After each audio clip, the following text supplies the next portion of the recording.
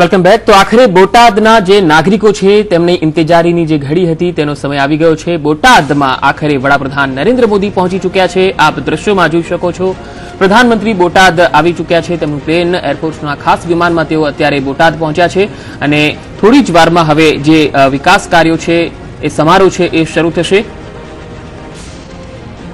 સૌની યોજના અંતર્ગત વડાપ્રધાન નરેન્દ્ર મોદીના હસ્તે સૌની યોજના લિંક 2 તબક્કા 1 ના લોકાર્પણ અને તબક્કા 2 ના શુભારંભ સાથે રાજ્ય સરકારની સિદ્ધિઓમાં એક વધુ યશ કલગી ઉમેરાશે। તો જે હેલિકોપ્ટર મારફતે પ્રધાનમંત્રી નરેન્દ્ર મોદી બોટાદ ખાતે આવી પહોંચ્યા છે અને જે આતુરતાપૂર્વક બોટાદના રહેવાસીઓ રાહ જોઈ રહ્યા હતા અને વિકાસની જે આ ગાથા છે, વિકાસના જે કાર્યો છે તેને આગળ ધપાવવા માટે પ્રધાનમંત્રી નરેન્દ્ર મોદીનો જે કાર્યક્રમ છે તે મુજબ આ આગળ વધી રહ્યો છે।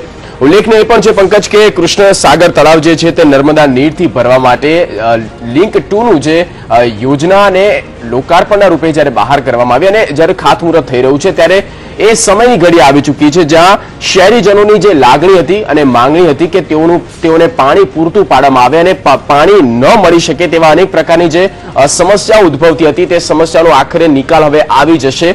કારણ કે સૌની યોજના લિંક 2 જે ફેઝ 2 છે તેનું લોકાર્પણ થવા જઈ રહ્યું છે અને છેવાડાના ગામડા સુધી પાણીનો જે ફ્લો છે એ તે દરેકે દરેક ગામડા સુધી પણ મળી રહેશે। અને આ યોજનાની જો વાત કરવામાં આવે તો કૃષ્ણ સાગર તળાવ જે છે તેને 1991 સુધી ત્યાં પાણી ભરાતું હતું પરંતુ પાણી છેવાડાના ગામ સુધી, છેવાડાના જિલ્લા તાલુકા સુધી મળતું નહોતું અને તેનાથી અનેક પ્રકારની બીમારી, અનેક પ્રકારની સમસ્યાઓ પણ ઉદ્ભવતી હતી।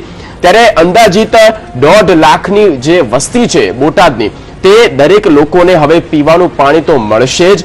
આ ઉપરાંત તળાવની જે આસપાસ છે તેને પણ ડેવલપમેન્ટ કરવામાં આવી રહ્યું છે અને સોસાયટીના જે બોર છે તેનું જે તળાવનું જે પાણી છે તેને પણ સોસાયટીના બોર સુધી પહોંચાડવા માટે પણ આ એક વિકાસશીલ કાર્ય થઈ રહ્યું છે।